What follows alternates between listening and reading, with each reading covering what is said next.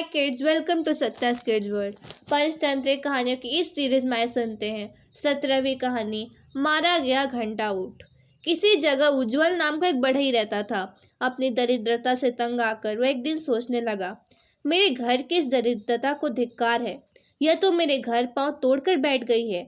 दूसरे सारे लोग अपने धंधे पे लगे हैं और उन्हें भरपूर आमदनी भी हो रही है, और एक मैं हूँ कि मेरे घर में कहीं पूरा ही नहीं पड़ता। इस नगर में मेरा धंधा चमकने से रहा। दूसरे कारीगरों के पास तो 4-4 तल्ले के मकान हो गए हैं, और मैं हूँ कि ठन-ठन गोपाल, मेरे पास एक तल्ले का मकान भी नहीं है।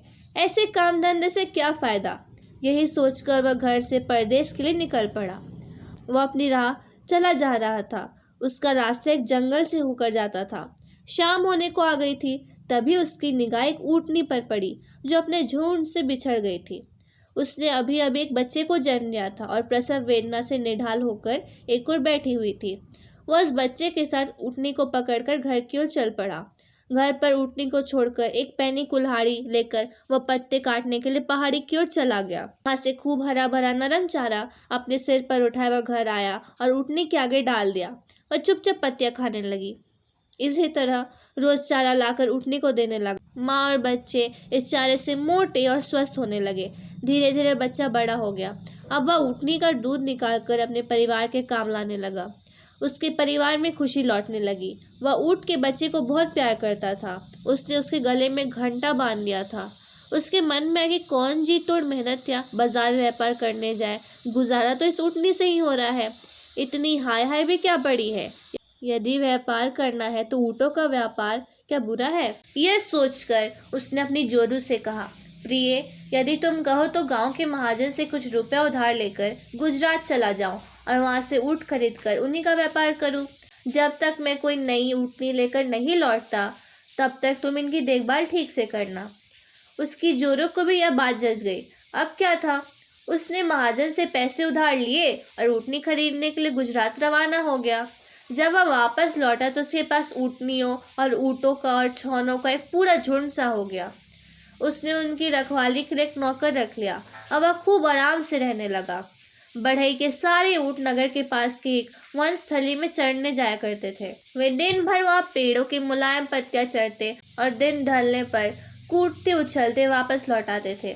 बस ऊँट का वही एक बच्चा, जिसके गले में घंटा बंधा हुआ था, जो अब जवान होने पर आ गया था, दूसरे से कुछ पीछे रह जाता और सबसे बाद में झुंड में शामिल होता था। उसकी इस आदत को देखकर ऊँटों के दूसरे बच्चों ने सोचा, वह जिस तरह पूरे झुंड से अलग हो जाता है और घंटा बजाता और सबको बाद में हमारे दल में आता है, उससे लगता है कि वह बहुत मूर्ख है।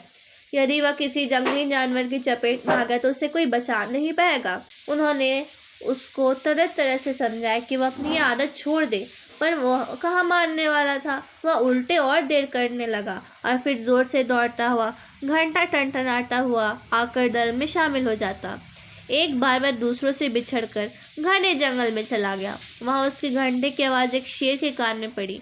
उसने सिर उठाकर इधर उधर निगाह दौड़ाई तो देखा ऊँटों, ऊँटनी और उसके बच्चों का एक जत्था ही चला आ रहा है। ऊँट का एक घंटाधारी बच्चा रोज की तरह उस दिन में इधर उधर किलोले करता और पत्तियां खाता रहा।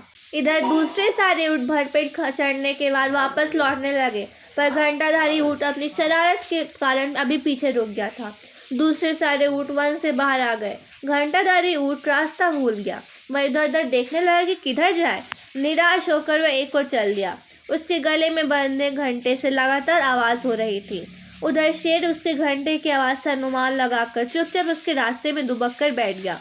जब वह उसके पास आ गया तो शेर उछला और उसकी गर्दन दबोच ली। ठीक ही कहा है, मूर्ख को उसकी हितैषी और बड़े बूढ़े सलाह दे तो भी उसका कोई असर नहीं पड़ता। वह ठीक उसे उल्टा ही करता है और इस तरह अपनी जान से भी हाथ धो बैठता है। सो किड्स, आपको ये कहानी कैसी लगी? ऐसी अन्य कहानियों के लिए हमारे चैनल को सब्सक्राइब करें। एवं वीडियो अच्छा लगा तो इसे लाइक और शेयर करना ना भूलें। Thanks for watching.